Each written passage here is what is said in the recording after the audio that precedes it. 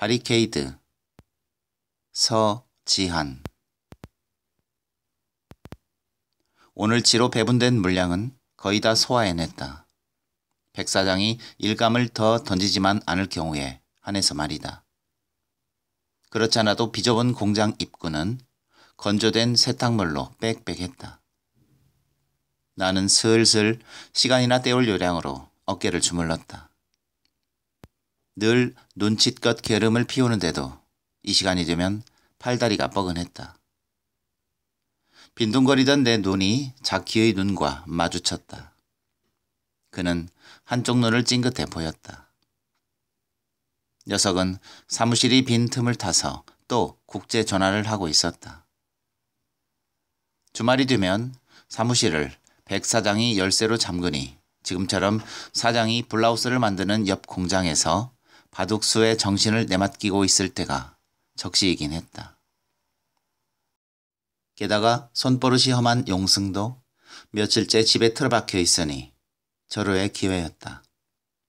허나 전화요금 고지서 때문에 번번이 들통이 나면서도 돈 몇 푼 아끼려고 저런다는 게 비위에 거슬렸다.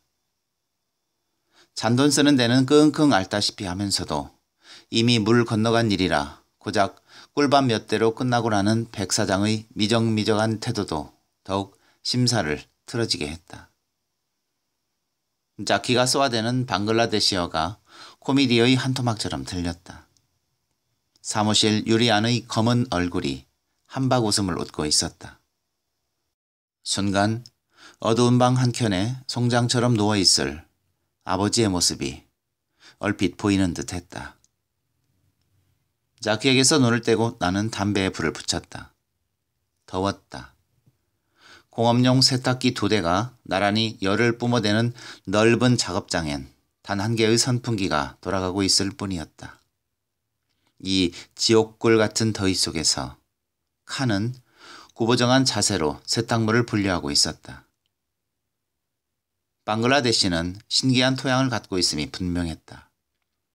자키처럼 꾀를 부리는 것도 아닌데 땀복까지 껴입은 칸의 검은 얼굴은 땀 한 방울 만들어내지 않았다.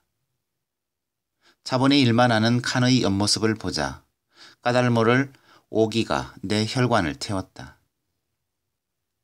뼈만 남게 마른 칸은 이 공장에 온 지 9개월이 다 되어가는데도 승용이나 나와는 시시한 농담 한마디 하는 법이 없었다. 방글라 놈들과 우리 사이엔 언제나 보이지 않는 장벽이 높다랗게 쌓여있는 것이 느껴졌다. 더욱이 칸은 대학 출신이란 티를 내는 건지 미련스럽게 일만 했다. 사실 백 사장은 늘 투덜대기만 했다. 내용인즉 방글라 놈들은 하루 종일 일해도 능률이 안 오른다. 고로 본전이나마 뽑으려면 철야라도 시켜야 한다는 말씀이었다. 난 칸의 여인 체구를 바라보며 어디 오늘 밤에 두고 보자고 별렀다. 자키는 그새 나갔다 왔는지 300원짜리 아이스크림을 빨면서 희죽 웃었다. 그가 손가락에 묻은 크림을 다 핥았을 때 백 사장이 나타났다. 내기 바둑에서 얼마를 딴 건지 싱글벙글이었다. 수고들 했어. 오늘은 그만하지. 큰 선심이나 쓰는 듯한 어조였다. 시계는 11시를 넘긴 지 오래였다. 콧구멍 속까지 들어찬 실터럭지를 긁어내며 나는 칸을 돼지갈비집에 끌고 갈 방도를 고심했다. 오늘은 반드시 하고 각오를 단단히 했다. 대충 세수를 마치고 작업장에 돌아와 보니 자키가 백 사장을 조르고 있었다. 보스, 돼지갈비 사준대 놓고 왜 약속 안 지켜요? 나도 곧 칸을 채근하기 시작했다. 칸, 너 그러단 죽어 임마. 또 영양실조에 걸리면 어쩌려 그래? 그러나 칸은 완강했다. 이럴 때 용승이 있었다면 완력을 썼겠지만 그는 집에서 술타령이 한창일 터였다.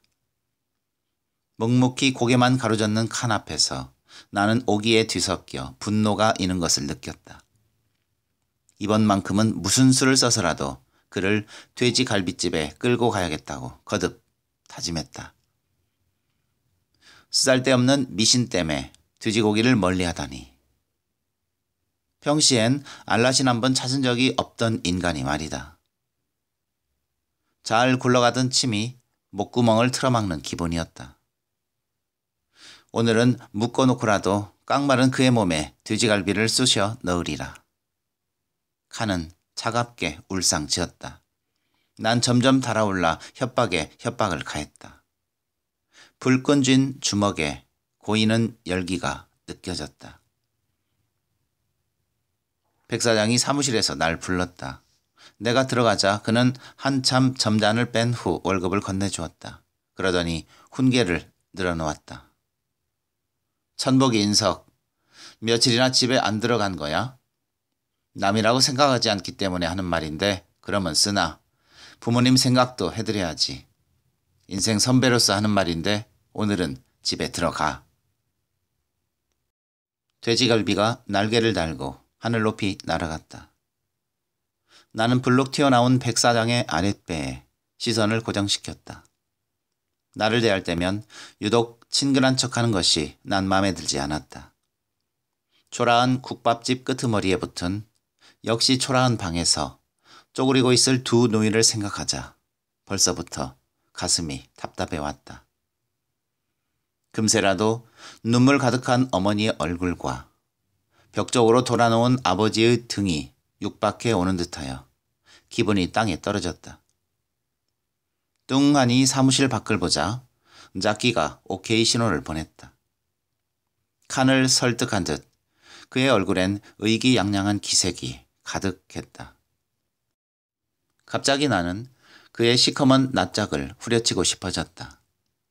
나쁜 자식, 너 같은 회교도가 하나 더 늘어나는 게 부끄럽지도 않냐? 넌? 눈썹을 찌푸리던 나는 문득 내게 꽂힌 칸의 텅 빈 눈동자를 알아챘다. 그는 곧 눈을 거두었지만 난 갑자기 심란해졌다. 밖은 보슬비가 내리고 있었다. 우리들은 갈빗집 문턱에서 헤어졌다. 백 사장은 거드름을 피우며 자키와 칸을 이끌고 갈빗집으로 들어갔다. 그에게 덜미를 잡히다시피 하여 유리문 안으로 들어가는 칸의 처진 어깨에 힘이라곤 없었다. 그 모습이 도살장에 끌려가는 어린 짐승 같아 눈을 뗄 수가 없었다. 나는 칸의 앙상한 어깨를 나눠채고 싶은 충동을 거세게 느꼈다. 들어가지 마! 라는 외침이 목젖까지 밀려나왔다.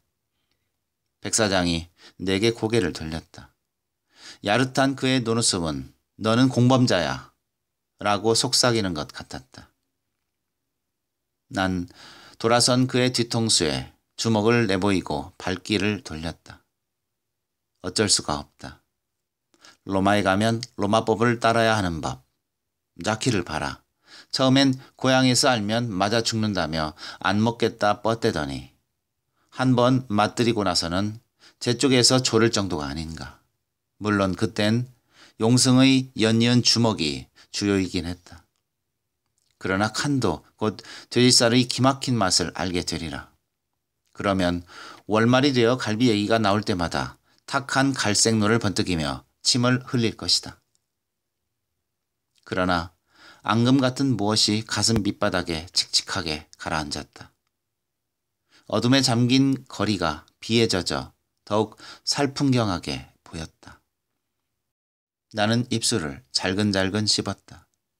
칸의 축 처진 어깨가 계속해서 젖은 발에 밟혔다. 방문을 열자 두 늙은 얼굴이 내게 향해졌다. 뜻밖에도 아버지와 어머니는 술상을 마주하고 있었다.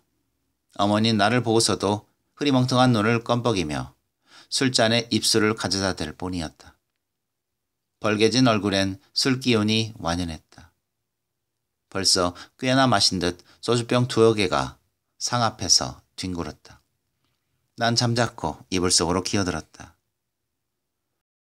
빗물바지에 물 떨어지는 소리, 또르륵 소주병이 구르는 소리에 섞여 두 노인네의 주정기가 묻어나는 소리가 귀를 시끄럽게 했다.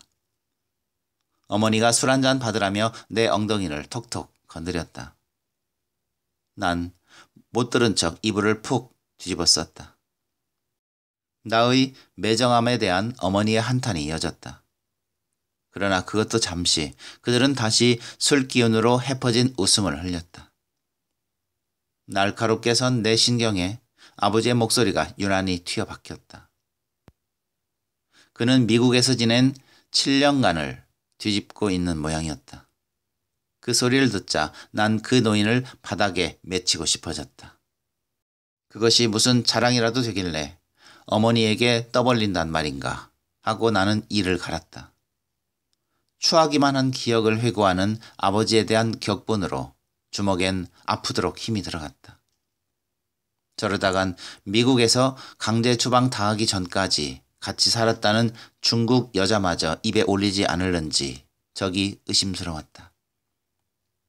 가만히 아버지의 넋두리에 귀를 기울이는 어머니에 대해서도 오라가 치밀었다. 두 노인이 화기애애하게 떠드는 좁은 방에서 나 혼자만이 이불을 뒤집어 쓰고 있는 것마저 분노를 겹치게 했다. 오직 나 혼자만이 숨막히는 분노를 삼키며 주먹을 덜덜 떨고 있었다. 나는 이불을 그들의 술상에 던져버리고 벌떡 일어섰다. 영문을 몰라 하는 4개의 눈동자가 주위를 두리번거렸다. 난 씩씩거리며 그들을 노려보았다. 방바닥은 빗물바지가 튕겨내는 물방울 들로 흥건했고 그 위에 소주병들이 구르고 있었다. 나는 그것을 발로 차버렸다. 문에 부딪힌 유리병은 요라는 소리를 내며 갈갈이 흩어졌다. 놀라서 멍청해진 내 부모를 힘껏 노려본 후 나는 집을 뛰쳐나왔다. 어디론가 사라지고 싶었다. 집에 있는 그들이 내 부모라 생각하니 숨을 쉬는 내 육체가 혐오스러웠다. 미국이란 거대한 땅덩이에 숨어 들어간 아버지가 돈을 보내줬던 기간은 단 2년뿐이었다. 그 후 추방당에 돌아오기까지 그는 단 한 번의 소식조차 전해오지 않았다. 갑자기 송금이 끊어져 살기 위해 버둥거려야 했던 어머니와 나의 참담한 생활이란, 그토록 절망스러웠던 긴 세월을 그렇게 쉽게 잊어버린 어머니 또한 용서할 수가 없었다. 가는 비가 구성졌다. 간밤에 부딪혔던 어린 창녀의 웃음이 그리웠다. 주머니는 두둑했다. 그녀를 다시 찾아갈까 나는 잠시 머뭇거렸다. 성병 조심하라던 용승의 말이 생각났다. 갑자기 극심한 피로감이 엄습해왔다. 용승은 오늘도 대낮부터 술을 퍼마시고 있을 것이 뻔했다. 끝없이 이어질 그의 푸념을 들어야 하는 것은 끔찍했지만 하는 수 없었다. 나는 용승에게로 발길을 꺾었다. 땅바닥이 발바닥을 압박해왔다. 13시간 일한 후 비를 맞으며 밤길을 걷는다는 것은 내 빈약한 체력엔 무리였다. 그러나 악을 쓰며 더블을 외쳐도 멈춰서는 택시 하나 없었다. 미지근한 빗 속에서 덩어리가 커져가는 울분을 씹으며 나는 걸었다. 검은 장막이 하늘을 막아버린 듯 별 하나 보이지 않았다. 가끔씩 내비치는 네온 사인마저 거리의 짙은 어둠을 더하게 했다. 하얀 이빨을 드러내며 때도 없이 웃음을 흘리는 자키의 검은 얼굴이 눈에 보이는 듯했다. 늘 눈치만 살피며 비굴하게 웃던 그 얼굴이 방글라데시의 집과 통화할 때만은 어린아이 마냥 천진하게 웃었다. 나는 형체 없는 그 얼굴을 흠씬 두들겨주고픈 사나운 욕구를 느꼈다. 발밑에서 뒹구는 돌멩이를 하나 주워들었다. 섬뜩가리만큼 차갑고 단단한 감촉이 젖은 피부를 뚫고 심장까지 전달되었다. 불이 대부분 꺼진 주택가에서 아직 불빛이 새어나고 있는 유리창이 몇 눈에 띄었다. 난 그중 하나를 겨냥했다. 그리고 쨍그랑 소리와 동시에 달리기 시작했다. 유리창이 깨어진 집에선 난리라도 만난 듯 악쓰는 소리가 길게 이어졌다. 눈곱이 빡빡하게 엉겨붙은 용성의 눈썹들을 대했을 때 나는 말할 기운도 없이 지쳐 있었다. 비에 젖어 추운 데다 배까지 고팠다. 난 맨 방바닥에 벌렁 들어 누웠다. 아니나 다를까 용성은 술을 마시던 중이었다. 아마도 난 술과는 독한 인연으로 연결된 듯 싶었다. 쓸쓸히 자작하던 용승은 나를 보자 꽤나 반가웠던 듯 술잔부터 내밀었다. 그걸 받지도 못하고 내가 쓰러지자 그는 내 목구멍에 병채로 술을 들이부었다. 비에 젖은 머리가 다시 소주에 젖었다. 피로한 몸에 술이 빠르게 스며들었다. 난 반쯤 감긴 눈으로 용승을 보았다. 평소엔 손놀림 하나에까지 부자연스러워 보일 정도로 힘을 주고 지나칠 만큼 경쾌하게 움직이던 그가 지금은 유령처럼 흐느적대고 있었다. 큰 공장에서 일했었다는 자부심으로 잘린 손가락마저 자랑 삼고 거들먹거리던 용승에게도 순진한 구석이 있었나 생각하자 더욱 가소롭게 여겨졌다. 금이가 다른 녀석과 배가 맞아 도망갔다고 해서 근 일주일이나 모든 것을 내팽개치고 술로 나를 보내다니. 극히 사소한 실수 하나에도 자키와 칸에게 주먹질을 서슴지 않았던 용승이 아니었던가.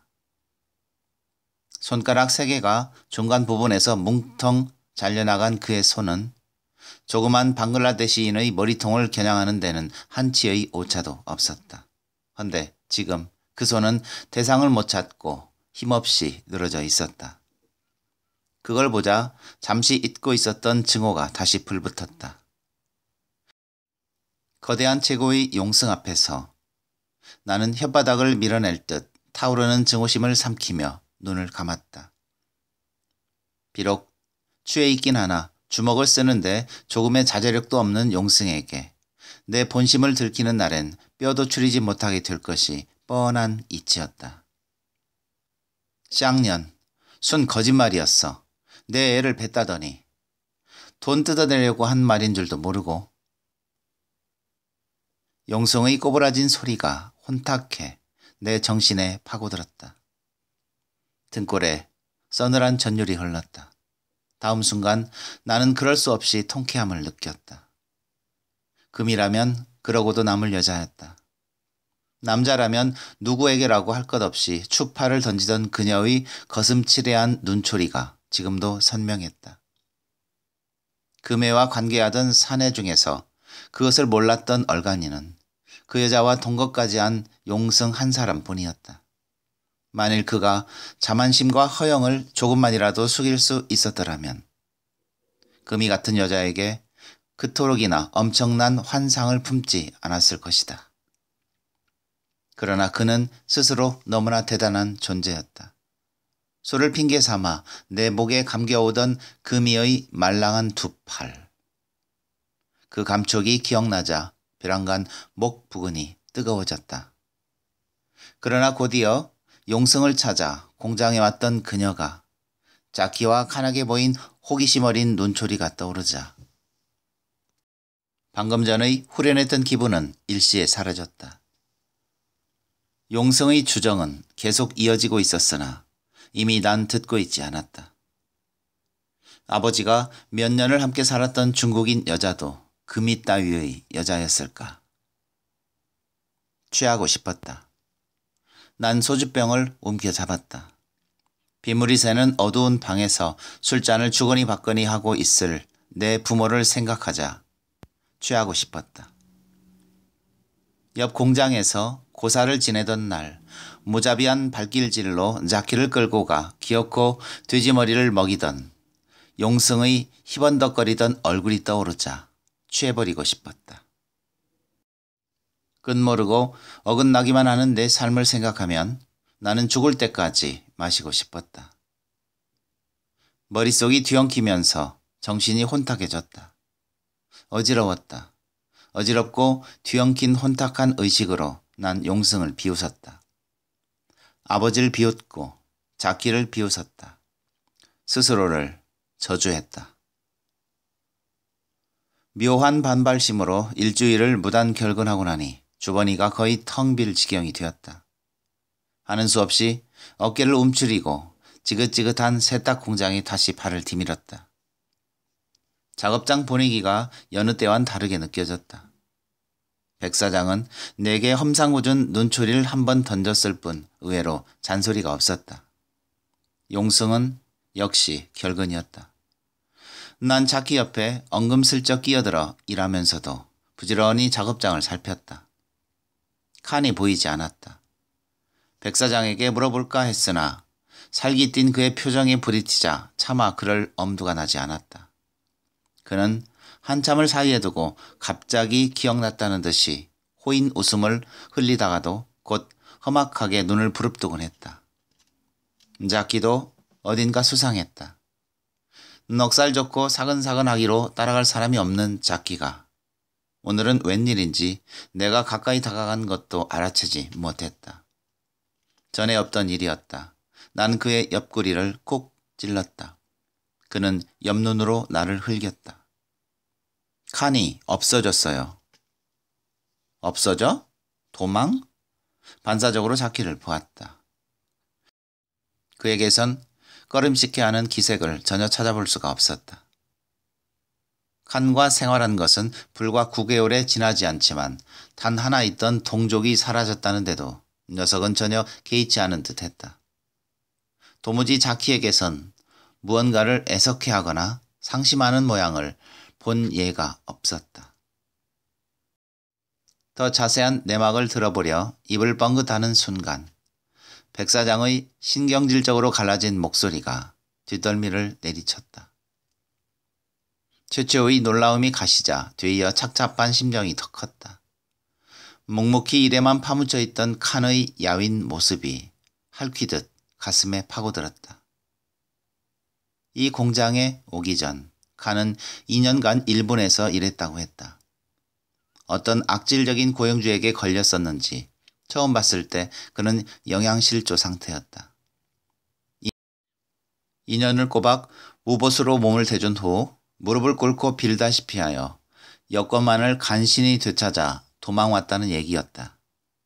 손가락이 3개나 떨어져 나간 승용을 고용할 정도로 사람 구하기가 어려웠던 백 사장은 눈이 퀭한 칸마저 환영했었다. 그리고는 월급을 줄 때마다 이젠 한 식구라는 것을 강조했다. 용승과 내겐 그러는 적이 없었지만 자키와 칸에겐 원래 행사였다. 특히 칸에겐 공장 살림이 어렵다는 말을 자주 했었다. 그런 식으로 월급이 바로 코앞에서 가로채이는 걸 보면서도 칸은 눈을 내리깔 뿐 한마디 말도 없었다.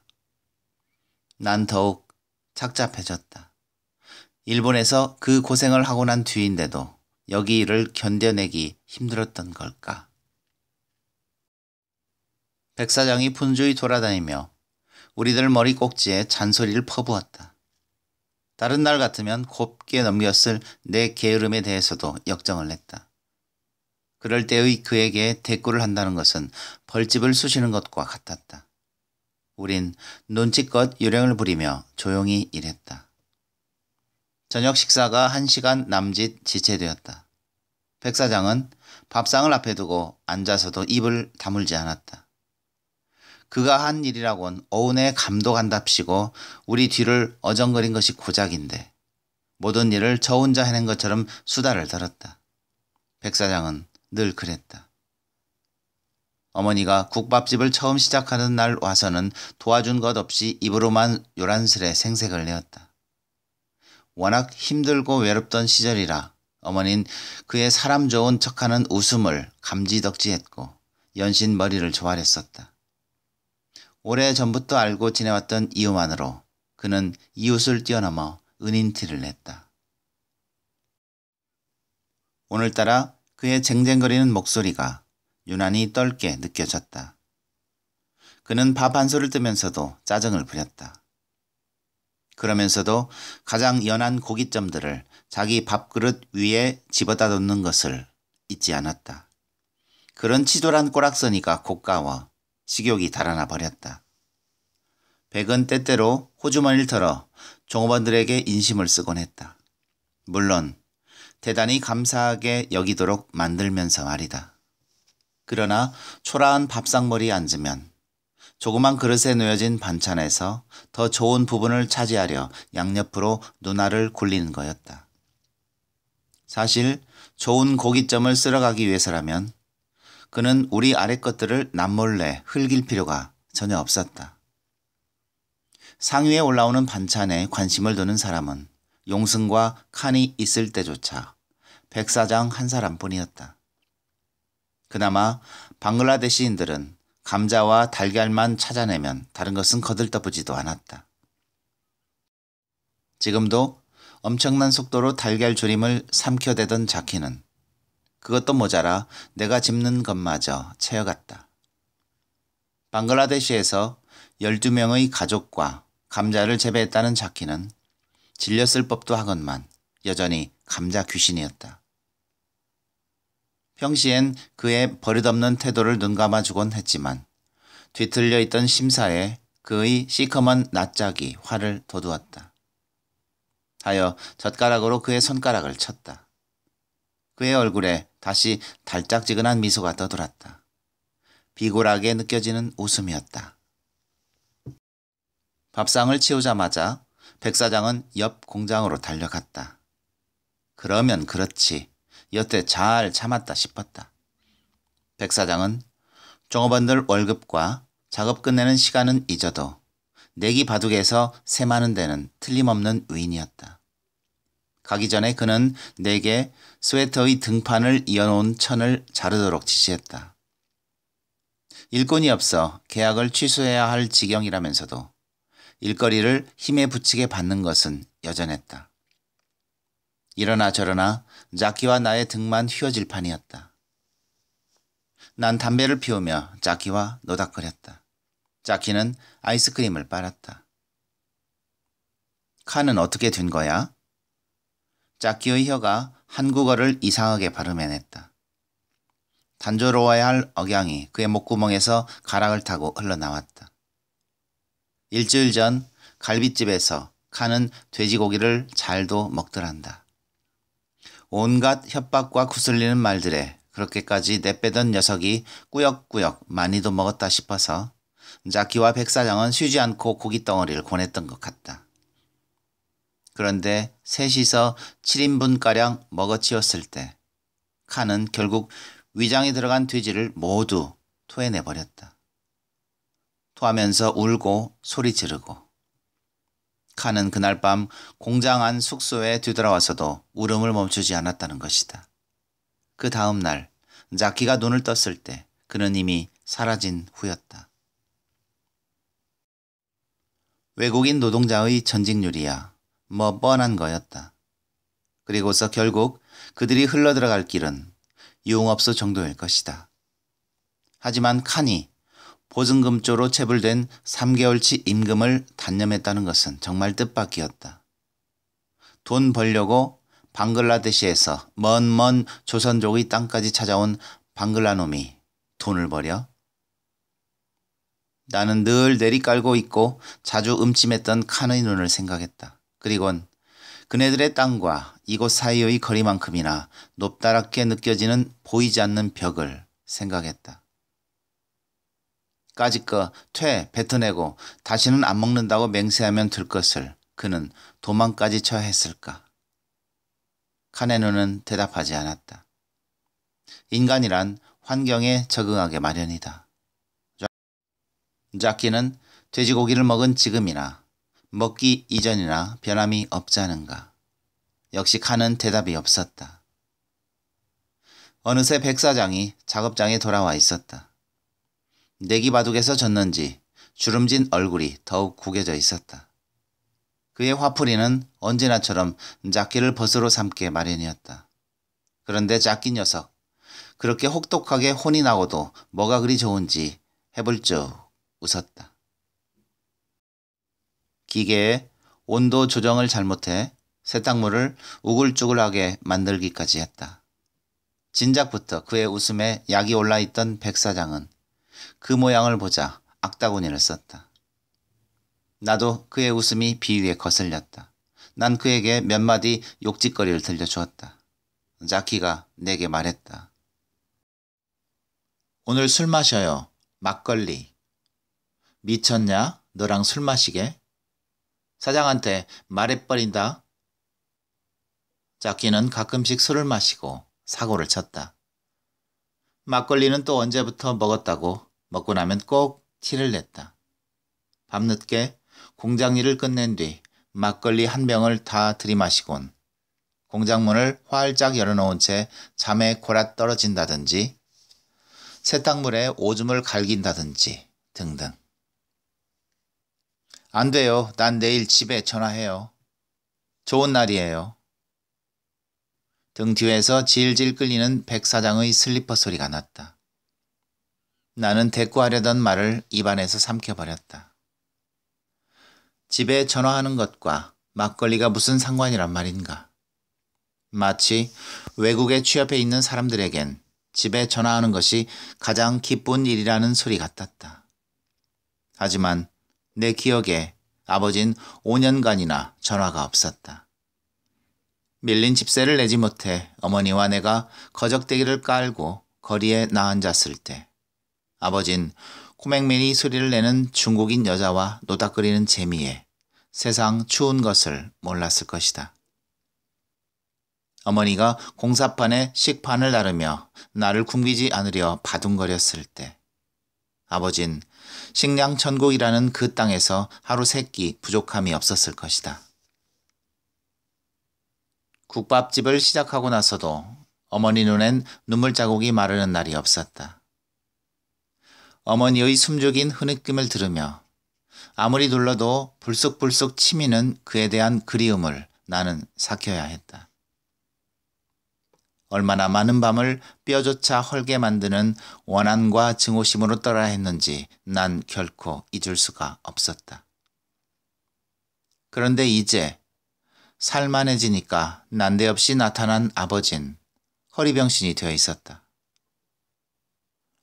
광풍이 몰아치던 추운 겨울날 식당 문을 밀고 들어선 아버진 척 보기에도 칠순 노인은 돼 보였고 오른쪽으로 비스듬히 굽어진 몸뚱이엔 병색이 완연했다. 5년간의 소식 두절 끝에 병에 몸만 익어온 그를 어머니는 극진히 보살피고 받들었다. 그것도 모자라 어머니는 내 대학 입학금마저 아버지 병원비에 쓸어 넣었다. 처음이자 마지막으로 받았던 합격증이었다. 그 후 몇 번의 재도전에도 불구하고 나는 대학 입시에 번번이 떨어졌고 군대에 가야 했다. 그리고 제대 후까지 이어진 재수도 소득 없긴 마찬가지였다. 다른 놈들이 뭔가 이루며 달려가고 있을 때 나는 학력고사를 치고 떨어지고 다시 쳤다 또 떨어지고 그러면서 나이를 먹었다.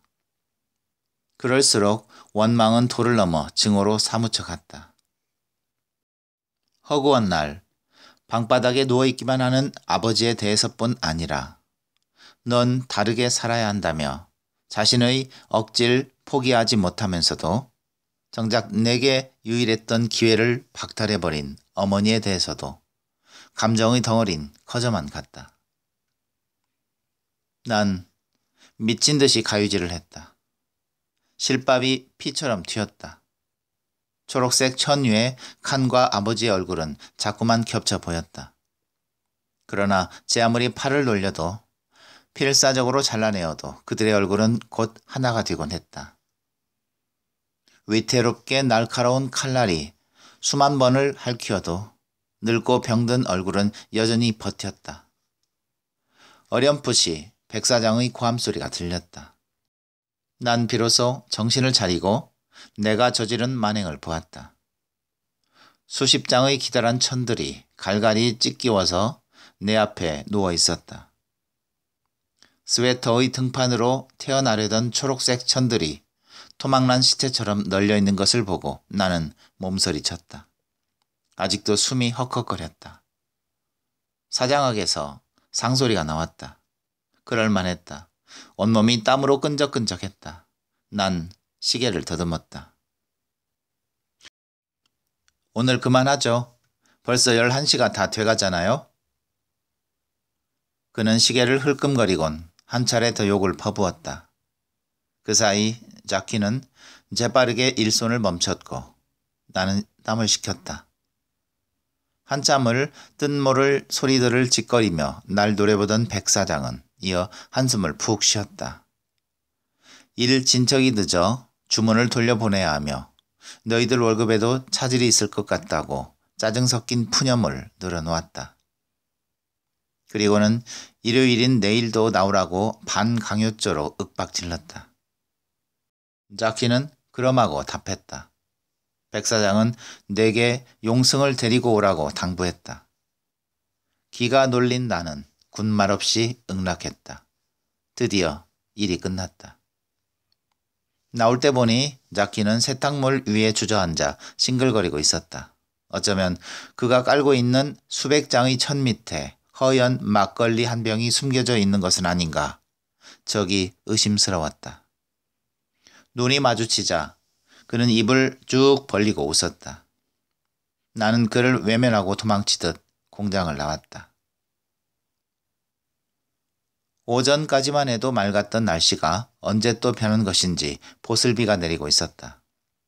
장마는 끝났다고 기상예보에서 떠든 것도 그럭저럭 한 달이 다 돼가는데 사흘이 멀다 하고 비가 내렸다. 하늘마저 드디어 미친 모양이었다. 일주일을 넘게 입고 잔 옷은 비를 맞자마자 쉰내를 풍겼다. 칸의 음침한 눈이 비틀거리며 발길을 쫓아왔다.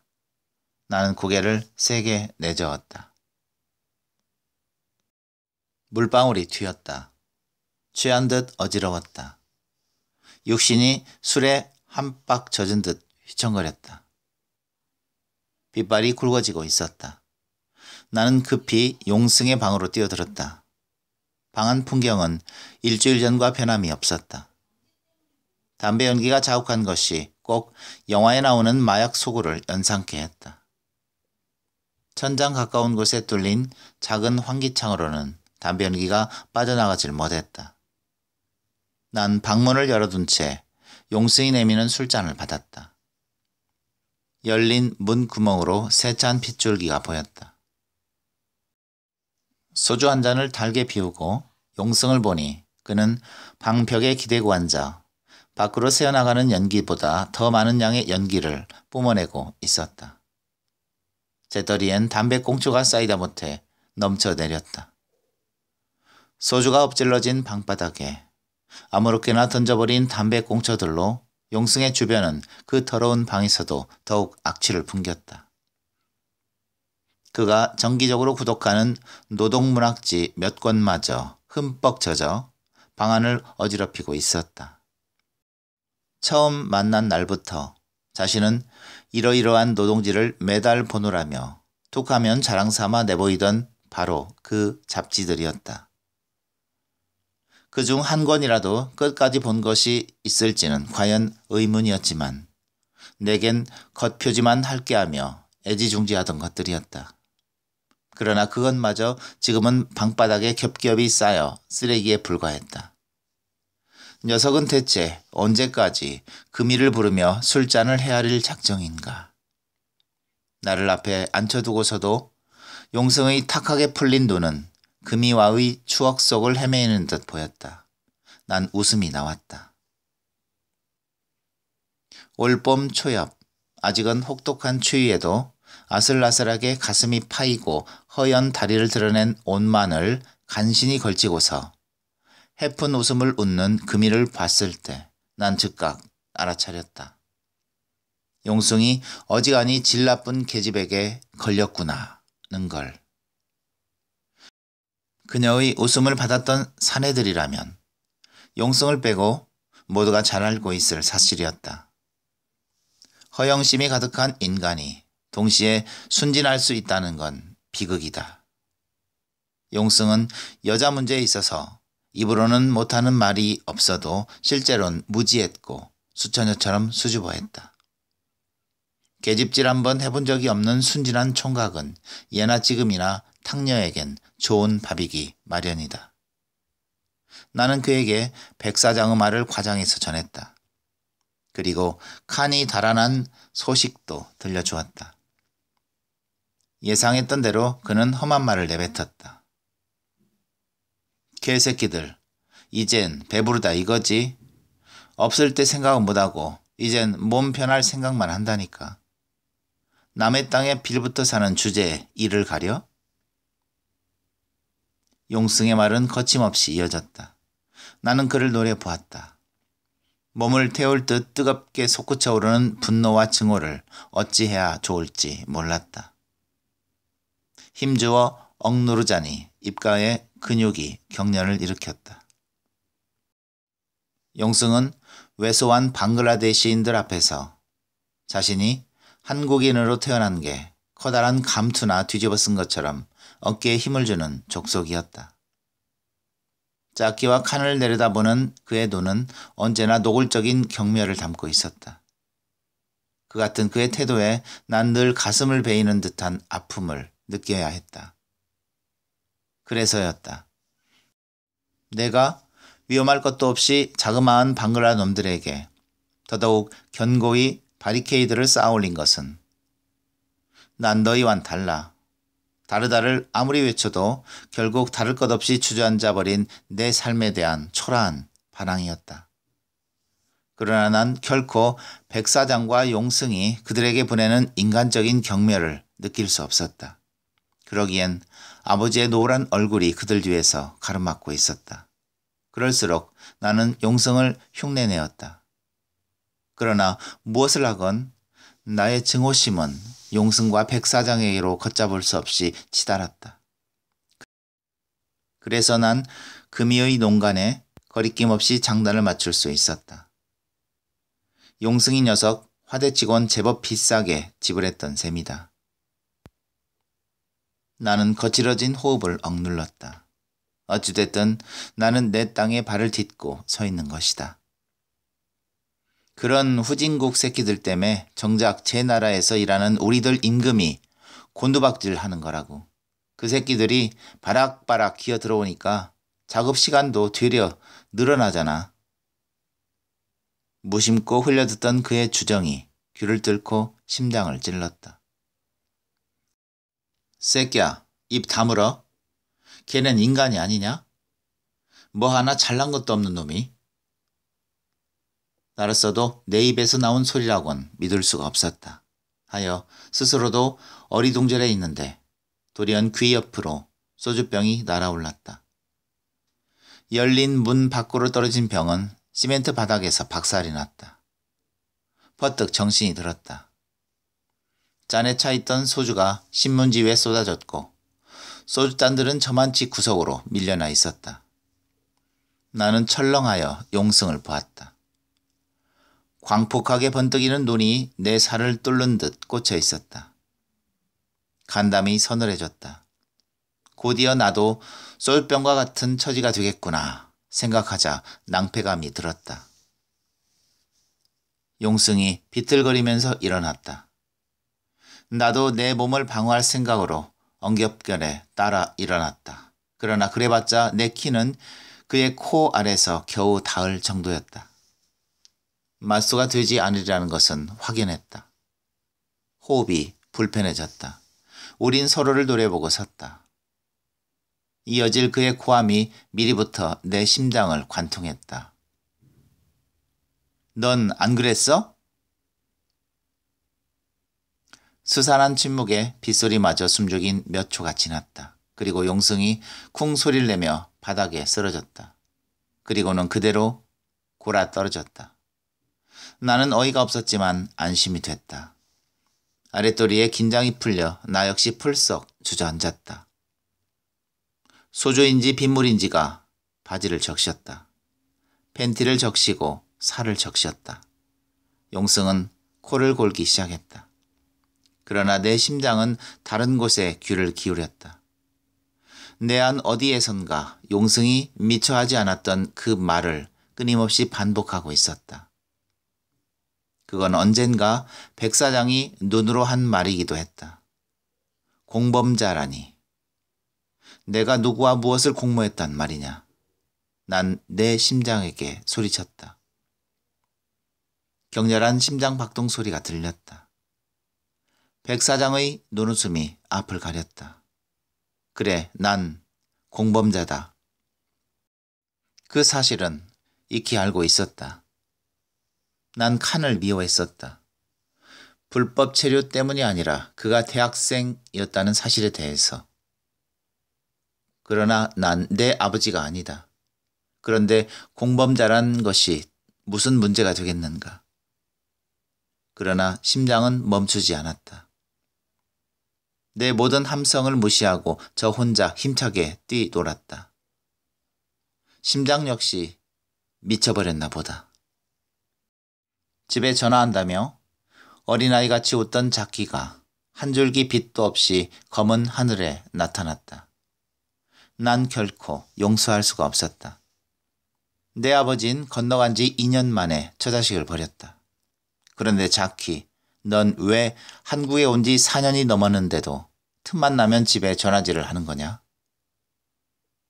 아버진 성실한 한국인답게 남의 땅에서 허리를 못 쓰게 될 정도로 일했다. 그런데 너희 같은 처지면서 그럴 수 있는 거냐? 난 결코 용서할 수가 없었다. 오히려 자키와 칸에 대한 아버지에 대한 증오를 되새기고 다시금 굳건히 다졌다. 빗소리가 격렬했다. 밤이 후텁지근하게 무르익어갔다. 아버지도 지금 깨어있는 걸까? 불현듯 금이의 더운 입김이 뺨에 닿을 듯 생생히 기억났다. 왠지 그 입김에 돼지 비계의 비릿한 냄새가 서린 듯 느껴졌다. 그러자 난 토해버리고 싶어졌다. 눈을 떴을 땐 활짝 깨인 대낮이었다. 용승을 끌고 허둥지둥 공장에 도착했을 땐 점심 식사 시간이 한참 지나 있었다. 그렇게까지 늦잠을 잤어도 몸이 개운치 못했다.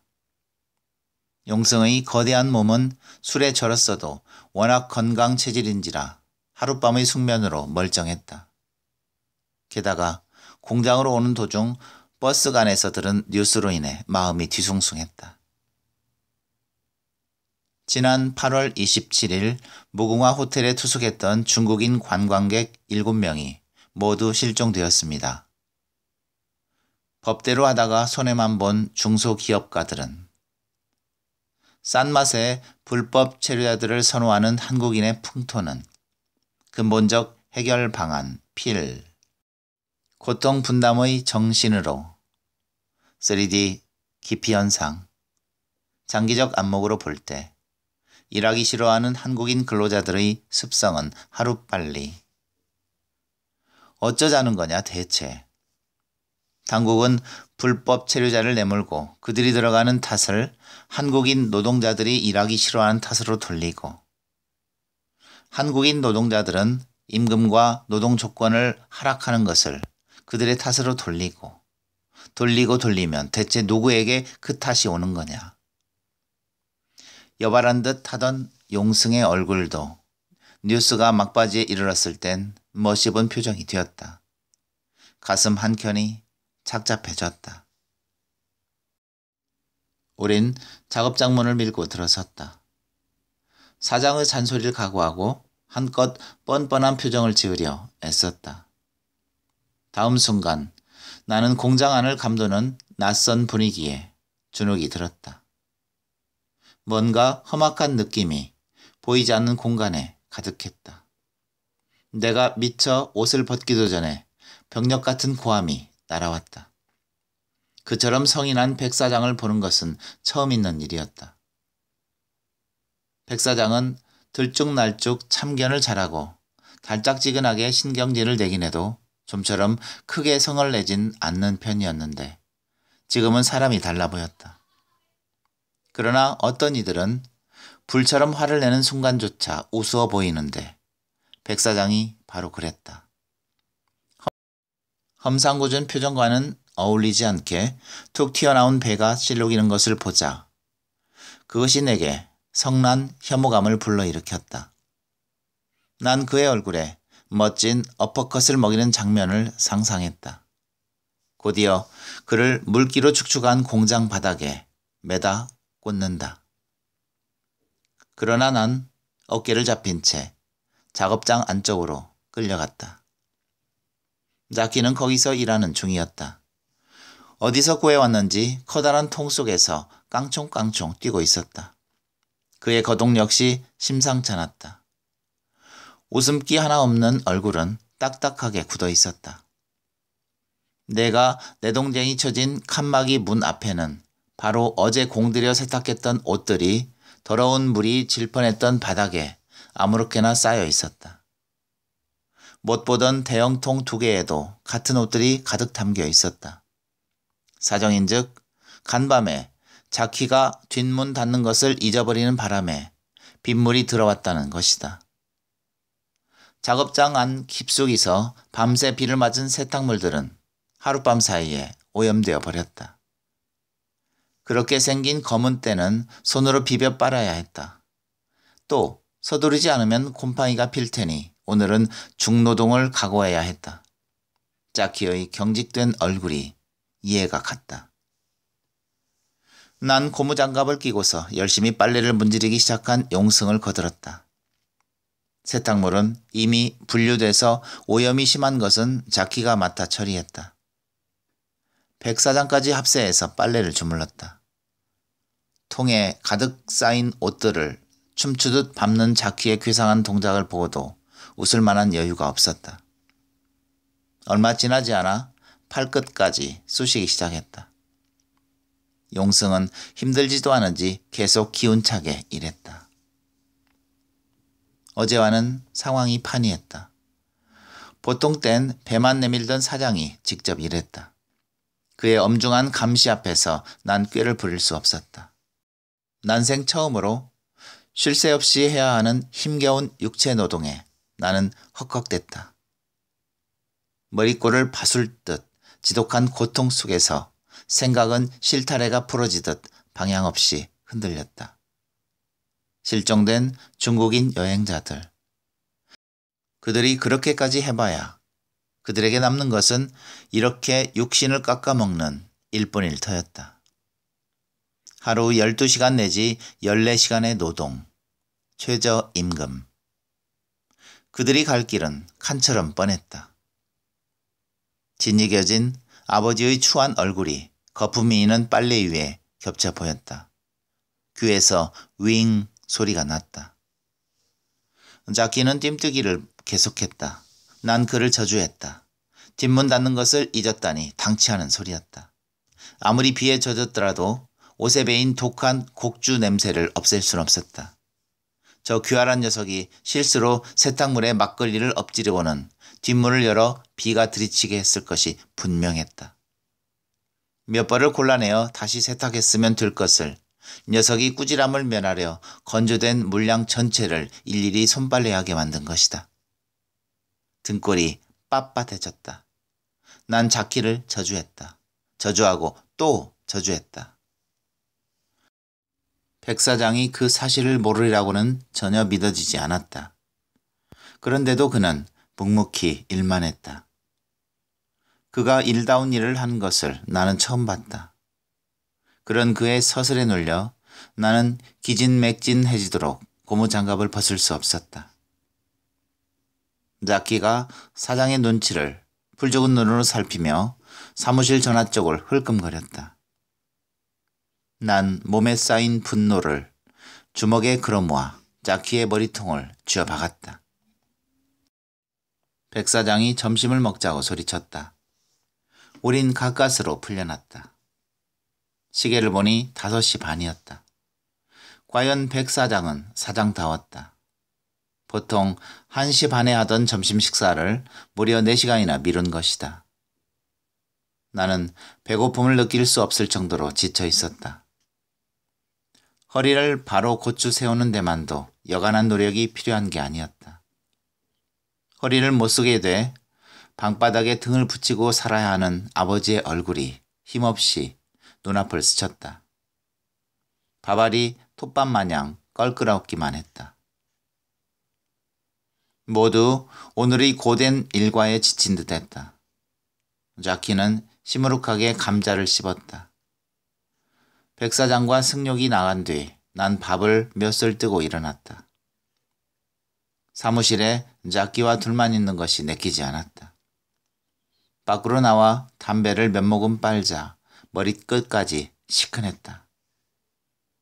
1대, 2대, 3대, 4대.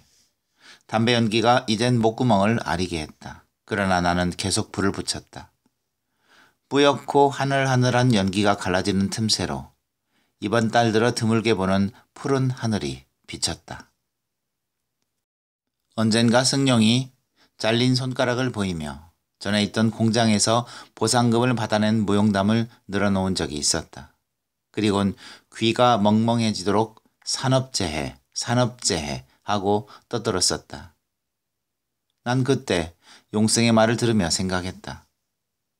용승이, 이 개자식아, 그래도 넌 반액이나마 보상금을 챙겨 먹지 않았느냐. 몇 년간 뼈 빠지게 일해주고도 월급이나 제때 받았으면 하는 사람들이 수두룩하다. 일생 허리를 못 쓰게 됐어도 보상금 한 푼 운운할 수 없는 내 아버지 같은 사람이 지천으로 깔렸단 말이다. 비록 새 가닥이 떨어져 나갔으나 야무지고 단단해 보이는 심줄이 붉어진 주먹 앞에서 난 속으로만 웅얼댔다. 그때부터였던 것 같다. 노동자의 권리란 단어만 봤다 하면 핏대를 세우고 달려드는 용승을 마음속 깊이 증오하게 됐다. 비록 나도 동조하긴 했으나 자키와 칸을 심심할 때마다 코뼈를 으깨어 놓을 듯 두들기는 그를 결코 용서할 수 없었다. 칸이 독감에 걸렸을 때 약 1봉지 사다 먹이는 것으로 끝내고 대단히 생색을 내던 백사장도 용서할 수가 없었다. 난 피우다만 담배를 손가락으로 찢어 껐다. 입안에 씁쓸한 뒷맛이 남았다. 공장으로 돌아오자 사무실 벽이 진동을 하는 듯한 요란한 소리가 났다. 안에서는 일대 소동이 벌어지고 있었다. 백 사장이 자키의 엉덩이를 걷어차는 게 보였다. 버러지 같은 새끼야. 네가 은혜를 아는 인간이냐? 빨래를 일부러 망친 걸 눈 감아줬더니 나 몰래 국제전화를 해? 찬 기운이 등골을 타고 올라왔다. 역시 백 사장은 알고 있었다. 미련하고 불쌍한 자키는 공장이 비자 또다시 국제전화를 시도한 모양이었다.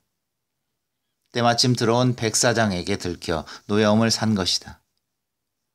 백 사장은 한 번 화가 솟구치자 도통 자제하지 못했다. 자키의 뺨이나 배에 거침없이 날아가는 그의 주먹과 발엔 갈수록 힘이 들어갔다. 조그맣고 단단한 자키의 몸은 주먹 세례 아래서 가련하게 꿈틀댔다. 난 백 사장을 밀어뜨리고 싶은 충동을 거세게 느꼈다. 그러나 꿈꿔온 것처럼 그의 꽃뼈를 주저앉게 해주고 싶었다. 그러나 그건 역시 생각에 그쳤다. 단지 사무실 벽 밖에서 두 다리를 단단히 붙이고 서서 안을 들여다보며 주먹만 그려쥐었다. 몸을 뒤채던 사장도 이윽고 조용해졌다. 그리고는 지쳤는지 밖으로 나가버렸다. 다리에 긴장이 풀리려는 찰나 용승이 자키 곁으로 다가갔다. 용승은 붙어있는 손가락 중 하나로 가뜩이나 웅크린 자키의 머리를 쿡쿡 찔렀다. 빈정대는 고함과 함께 용승의 주먹질이 시작되었고 난 눈을 감아버렸다. 자키에게서 비명이 터져 나왔다. 악몽을 꾸고 있나 싶었다. 비스듬히 허리를 굽히고 쩔룩이며 걷는 아버지가 나타났다.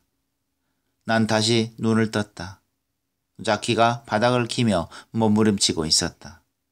용승은 점점 광폭해졌다.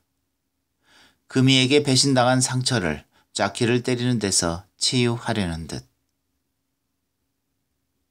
의식이 몽롱해지며 다리가 휘청거렸지만 난 사무실 안으로 뛰어들어갔다.